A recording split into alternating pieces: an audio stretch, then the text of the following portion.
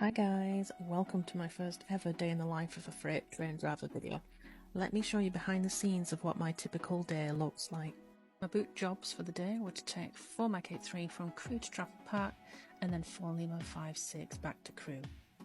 Unfortunately for me, I still live in Wigan, so I opted to take the train from my local station to Crewe to save me that lengthy commute to work. I'm hoping very soon that I will be moving to Crewe, so this lovely commute that I have to do is no longer an issue anymore for me, so fingers crossed for that. When I do take the train, I normally just put some headphones in and listen to some music just to chill out before my shift starts. When I arrive at Crewe station, I just make my way to the mess room whilst I wait for my train to come in to relieve.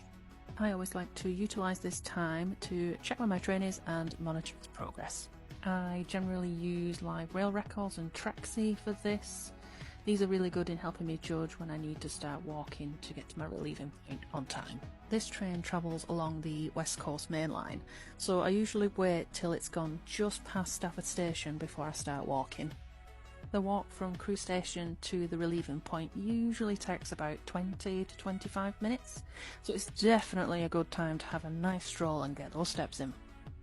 There is always something interesting to see on this walk, such as all the heritage traction at LSL and by chance on this day at Class 37.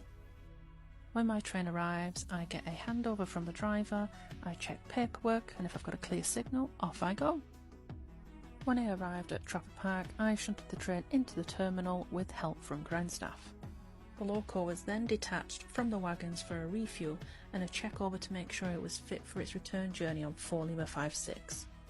Whilst the loco was being looked after and the wagons were being unloaded and reloaded, I had my break to have some lunch and then took the opportunity to unload my bladder. When the loco and wagons were ready, again with the help of ground staff, I shunted the wagons together to form the train. Once the train was brake tested and overcharged, I checked my new paperwork and checked around the engine one last time.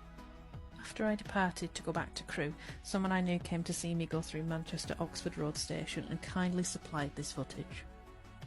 Once I arrived at the relief point at Crewe, I handed over to the new driver taking the train forward and I was done.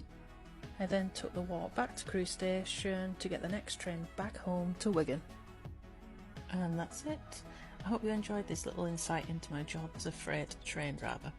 Thank you so much for watching and see you all again soon. Ta-ra for now.